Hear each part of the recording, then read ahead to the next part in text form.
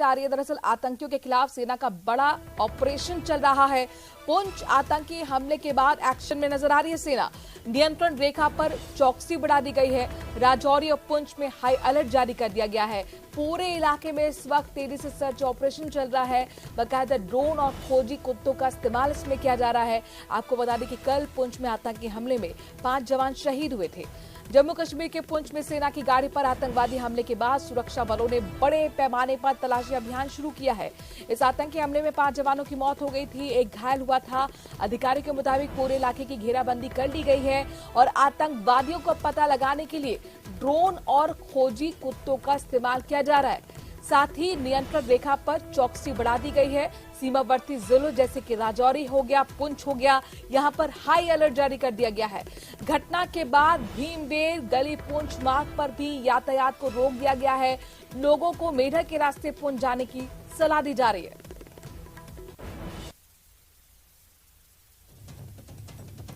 तो जम्मू कश्मीर में आतंक के खिलाफ सेना का बड़ा सर्च ऑपरेशन चल रहा है। पूरे इलाके को कॉर्डन ऑफ कर यहां पर सर्च ऑपरेशन चलाया जा रहा है ताकि आतंकवादियों को पकड़ा जाए। उन आतंकियों ने जिनने पुंछ में हमला किया था, 5 जवान सेना के वाहन में जो जा रहे थे शहीद हो गए थे। देखिए ड्रोन किस तरह से वहां पर आसमान में उड़ता हुआ आपको नजर आ रहा है। ड्रोन हो गए, खोजी कुत्ते हो गए, इसके साथ साथ तमाम बड़ी टीमें मौके पर मौजूद है ताकि जो आतंकवादी छिपे हुए हैं उनका पता लगाया जा सके। नक्सली पैटर्न पर यह पूरी तरह से आतंकी हमला किया गया जिसमें पाकिस्तान का हाथ, चीन के हाथ की भी आशंका है और लिहाजा एनआईए की पूरी टीम कुछ ही देर में पुंछ पहुंचेगी। जम्मू कश्मीर को प्रधानमंत्री श्री नरेंद्र मोदी जी ने विकास पथ पर चला दिया है। यह शांति बहाली की है, आतंकवादियों को भी कम किया है और आतंकवादियों की आयु को भी कम किया है। जिस जम्मू कश्मीर को आईएसआई और कुछ लोगों ने मिलकर एक टेररिज्म कैपिटल बना दिया था, मोदी जी ने उसे टूरिज्म कैपिटल बना दिया है। उससे बुखलाकर लगातार अपने षड्यंत्रों से निष्फल होते देखकर घबराहट व बौखलाहट में आईएसआई ऐसी घटनाएं कर रही है, लेकिन उनके षड्यंत्र सफल नहीं होंगे। एक भी षड्यंत्र सफल नहीं हुआ है और ना ही होगा। दोषी बख्शे नहीं जाएंगे, किसी भी दोषी को छोड़ा नहीं जाएगा। देश अपनी सुरक्षा करना जानता। बीजी सेक्टर के बट्टादूरिया इलाके में जो कल आतंकवादी हमला हुआ है, उससे एक बात तो निकल के सामने आ रही है कि आतंकवादियों ने अपनी स्ट्रेटेजी चेंज कर दिया है और अब आतंकवादी फिर एक बार घने जंगलों में छुप के जंगलों में छुप के फिर आतंकवादी हमले कर रहे हैं। और कल जो आतंकवादी जिन्होंने ये आतंकवादी घटना अंजाम दी है, वो भी वहां जंगल में छुपे हुए थे, ऐसा इंटेलिजेंस एजेंसीज का कहना है। और इंटेलिजेंस एजेंसीज का ये भी कहना है कि आतंकवादियों की जो नई स्ट्रेटजी है उसके मुताबिक वो नक्सल जैसा हमला करते हैं। और जो कल भी आतंकवादी हमला हुआ है वो भी एक नक्सल पैटर्न पे, जिस तरह नक्सली जो है घने जंगलों में छुप के बैठते हैं, वहां पे शेल्टर लेते हैं और उसके बाद जब भी मौका मिलता है तो वो आतंकवादी हमला करते हैं। यहाँ पे जो बीजी सेक्टर है आप देख सकते हैं, बालाकोट एरिया, तो यहाँ पे आप इन जंगलों को देख सकते हैं जो मेरे पीछे हैं। इन्हीं जंगलों का सहारा, घने जंगलों का सहारा लेकर और तरीन पहाड़ियों का सहारा लेकर आतंकवादी अपनी कार्रवाइयां अंजाम देते हैं। और आतंकवादियों की जो मंशा है वो ये है कि ज्यादा से ज्यादा कैजुअलिटीज करें सिक्योरिटी फोर्सेस का, आर्मी का। और कल की जो आतंकवादी घटना है वो भी इसी की एक कड़ी है कि आतंकवादी कहा जा रहा है कि पहले से ही यहाँ पे उन्होंने पहले रेकी की थी और उसके बाद एक जगह पे वो अपना उन्होंने हाइड आउट बनाया था। कैमरामैन आशु के साथ में समीर भट्ट, न्यूज़ 18, बीजी सेक्टर, पुंछ। को पकड़ने के लिए जहां पर धरपकड़ तेज हो गई है, सर्च ऑपरेशन सेना चला रही है। इस बीच शहादत को सलाम देने का सिलसिला भी चल रहा है। जम्मू में शहीदों को नमन किया गया है। स्कूल के छात्र जो नमन कर रहे हैं शहीदों की शहादत को। 5 जवान कल पुंछ में आतंकी हमले में शहीद हुए थे।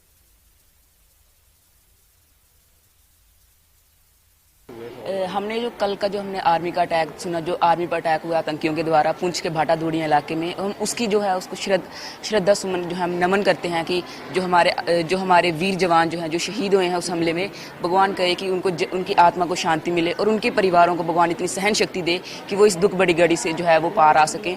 और भगवान जो हमारा जो एक वीर जवान जो कि इस समय गंभीर हालत में अस्पताल में भर्ती है, भगवान करे कि वो भी जल्दी से जल्दी ठीक हो जाएं ताकि वो फिर से हमारे वीर जवान की तरह हमें जो है हमारे देश की सुरक्षा के लिए फिर से जो है ड्यूटी पर आ सके। Actually, I came here to pay homage for those our soldiers who were martyred in a terrorist attack in Poonch district of Jammu and Kashmir. And we want to pay our homage to those soldiers who were martyred, and our our Defence Minister Shri Rajnath Singh and Chief General Manoj Pandey also paid their condolences in the Twitter account, and they said that it is very shameful for those terrorists who attacked those soldiers who were serving their duty. They were moving from Bhimgar Gali to the Sayon at 3 p.m. and some terrorists attacked them, and the vehicle caught fire and 5 soldiers were killed at a moment and some other were also injured. तो इसके लिए सबसे पहले तो बहुत शर्मनाक बात है इन आतंकियों के लिए जो हमारे जवानों को ऐसे मतलब अटैक करते हैं। तो अच्छा, बात क्या थी कि वो जवान जो थे वो भीमगली डिस्ट्रिक्ट जो है एरिया है पुंछ डिस्ट्रिक्ट में, वहाँ से लेके सियोट को जा रहे थे अपने कॉन्वॉय में। और एक और बड़ी खबर, सूडान हिंसा पर केंद्र सरकार अलर्ट नजर आ रही है। प्रधानमंत्री मोदी हाई लेवल मीटिंग इस सिलसिले में करने जा रहे हैं। भारतीयों की सुरक्षा को लेकर इसमें चर्चा की जाएगी। इससे पहले आपको बता दें कि विदेश मंत्री का भी बयान सामने आया था। उनका कहना था कि हम इस मामले को लेकर गंभीर हैं और सलाह दी गई थी जो सूडान में फंसे हुए लोग हैं कि किसी तरह का रिस्क न उठाएं। और अब खबर ये कि PM Modi high level meeting करने जा रहे हैं। और दिल्ली से आज ऐसी खबर आई जिसे देखकर और सुनकर हर कोई सन्न रह गया। दरअसल दिल्ली के साकेत कोर्ट परिसर में सनसनीखेज मामला सामने आया। आज यानी कि शुक्रवार को दिन दहाड़े एक महिला को गोली मार दी गई। महिला को गोली मारने वाला उसका पति ही था। खबर है कि इस महिला गंभीर रूप से जख्मी हो गई है। एम्स में उसे ले जाया गया है। पुलिस की टीम घटना की जांच में जुटी हुई है। महिला पर उसके पति ने एक के बाद एक 4 राउंड फायरिंग की। हमले में महिला लहूलुहान हो गई, जमीन पर गिर गई। आरोपी पति वकील के भेष में पहुंचा हुआ था। जानकारी के मुताबिक पति पत्नी के बीच पहले से कोर्ट में केस चल रहा था और गवाही देने के लिए आज महिला पहुंची। दोनों के संबंध आपस में ठीक नहीं है, लिहाजा महिला का पति इसी बात को लेकर पहले से खुन्नस में बताया जा रहा है और उसने फिर इस घटना को अंजाम दिया। ऐसा है, हमारे यहाँ एक लॉयर थे कामेश्वर प्रसाद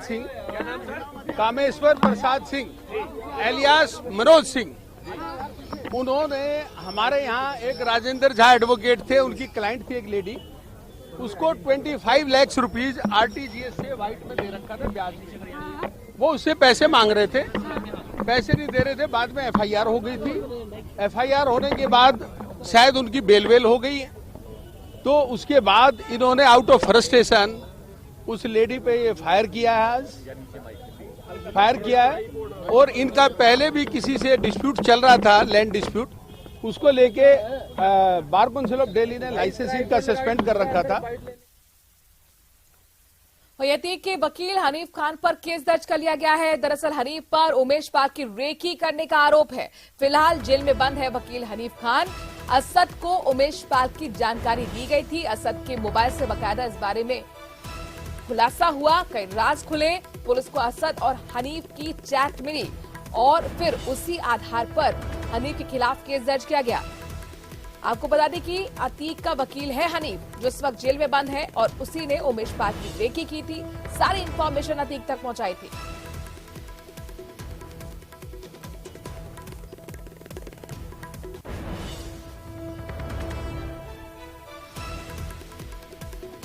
अतीक अशरफ से जुड़ी एक और बड़ी खबर, तीनों हमलावरों पर हमले की आशंका जताई जा रही है। खबर है कि अतीक के गुर्गे इन तीनों हमलावरों पर हमला कर सकते हैं। पुलिस की मौजूदगी में हमले की आशंका है। लाइव शूटआउट के दौरान इन तीनों हमलावरों ने अतीक और अशरफ को मार गिराया था और अब अतीक के गुर्गे बदला लेने की नियत से इन तीनों पर हमला कर सकते हैं।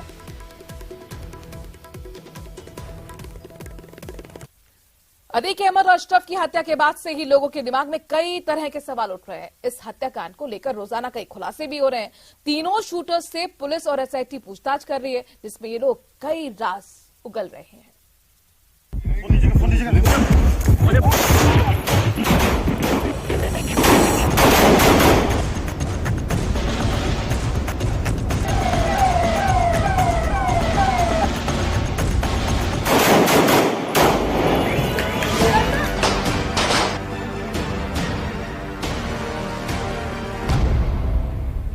घंटे की पूछताछ, शूटरों ने उगले राज।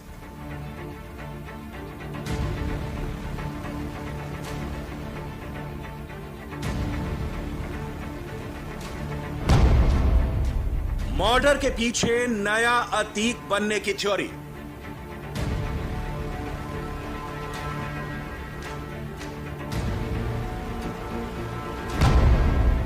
कत्ल की कहानी में सवाल अभी बाकी है।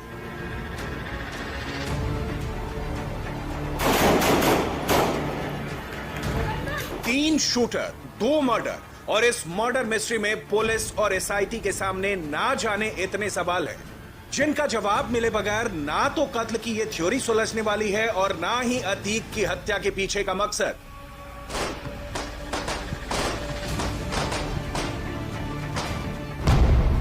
पुलिस ने अतीक की हत्या के तीनों आरोपियों से करीब 12 घंटे तक मनोवैज्ञानिक तरीके से पूछताछ की। इस पूछताछ से पहले एसआईटी टीम ने तीनों आरोपियों से अलग अलग बात की। आरोपियों की जिंदगी, परिवार और आदतों के बारे में बातचीत की गई, ताकि पहले आरोपी कत्ल को लेकर पूछताछ के लिए दिमागी तौर पर सहज हो सके।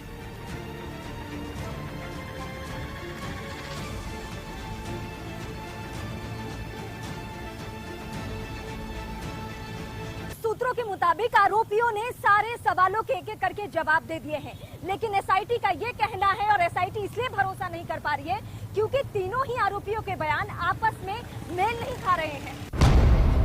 पूछताछ में आरोपी लवलेश तिवारी ने कहा कि वो सोशल मीडिया में खुद को फेमस करना चाहता था। हत्याकांड के जरिए नाम कमाने की उसकी चाहत थी। अतीक को मारकर पैसा कमाना चाहता था। दूसरे आरोपी सनी सिंह ने पूछताछ में कहा कि वो जेल के अंदर सुंदर भाटी के संपर्क में आया था। जब वो हमीरपुर की जेल में था तभी उसका संपर्क सुंदर भाटी से हुआ। हालांकि जेल बदलने के बाद सुंदर भाटी से दोबारा उसका संपर्क नहीं हुआ। तीसरे आरोपी अरुण मौर्य ने पूछताछ में बताया कि उसने जिस जिगाना पिस्तौल का इस्तेमाल किया उसकी कीमत से वो अनजान है। अरुण के मुताबिक उसने जिगाना पिस्तौल को सिर्फ एक हथियार के तौर पर इस्तेमाल किया। उसने पूछताछ में बताया कि उसका कोई आका नहीं है।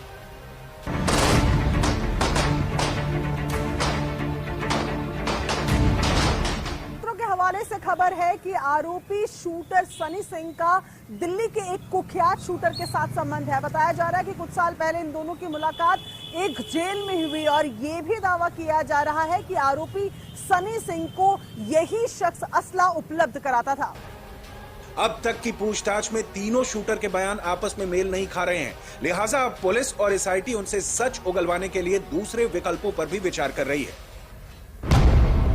कहा जा रहा है कि पुलिस आरोपियों का नार्को टेस्ट भी करा सकती है। इसके लिए पुलिस कोर्ट से जल्दी इजाजत ले सकती है ताकि अतीक के कत्ल और उसके पीछे की साजिश का पता लगाया जा सके। अगर नार्को टेस्ट हुआ तो इस कत्ल की पूरी साजिश में दूध का दूध और पानी का पानी हो जाएगा। साजिश के पीछे का सच और उसके एक एक किरदारों से पर्दा उठ जाएगा।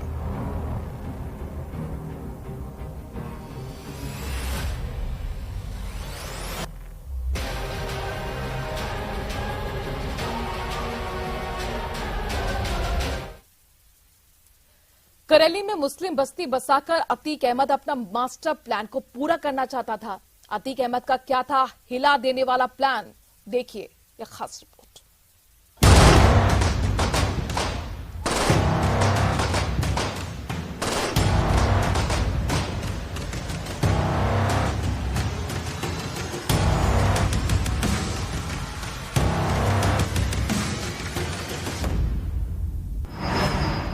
अतीक का हिला देने वाला प्लान।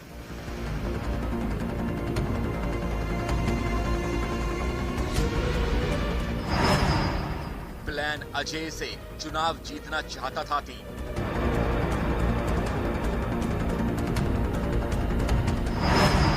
करेली में सबसे बड़ी साजिश रच रही थी ए कंपनी।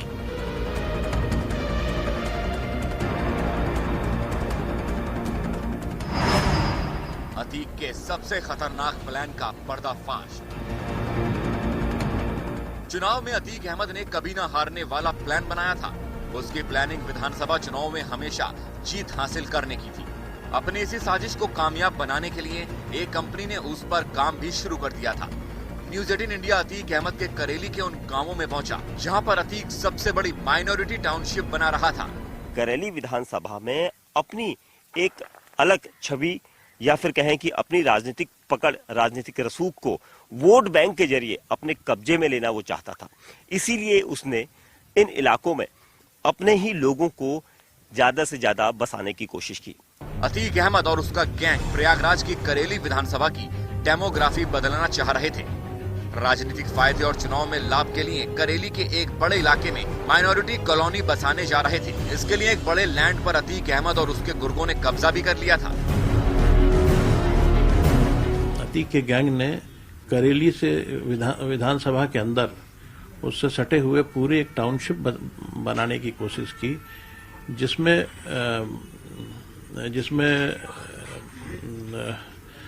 बहुत सारे लोगों की जमीन कब्जा कर ली गई, खास करके जो कमजोर वर्ग के लोग थे।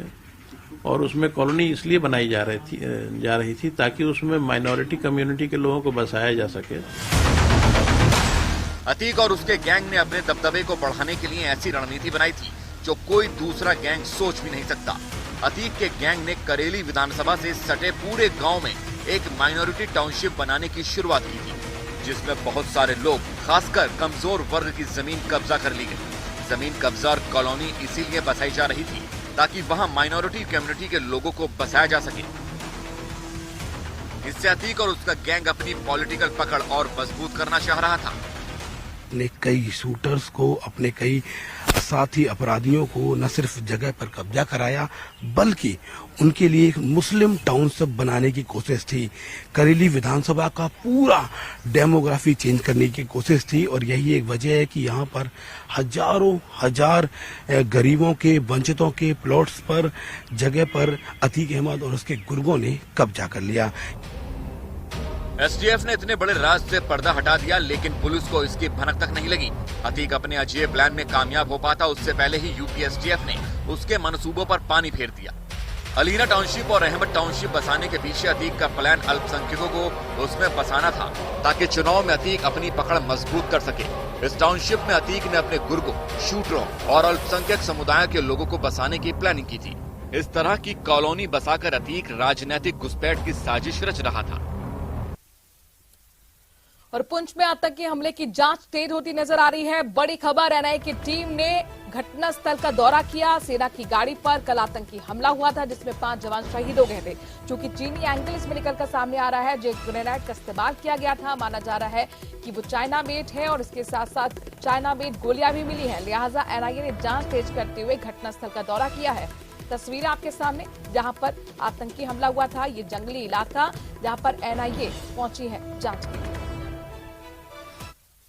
और कांग्रेस के पूर्व सांसद राहुल गांधी जल्द ही दिल्ली से 12 तुगलन लेन स्थित अपने सरकारी आवास को खाली करेंगे। उनके आवास से सामान को शिफ्ट करने का काम चल रहा है। इस संबंध में और ज्यादा जानकारी दे रहे हैं न्यूज़ 18 संवाददाता रवि सिसोदिया। इस वक्त हम 12 तुगलन के बाहर खड़े हैं। ये जो देख रहे हैं, ये रिहाइश 2004 के बाद से राहुल गांधी का ये सरकारी आवास दिल्ली में था। 2004 में जब पहली बार वो अमेठी सांसद बने तो ये घर उनको अलॉट किया गया था। उस दौरान उनके पास एसपीजी की सुरक्षा थी और सुरक्षा के लिहाज से भी ये घर दिया गया था।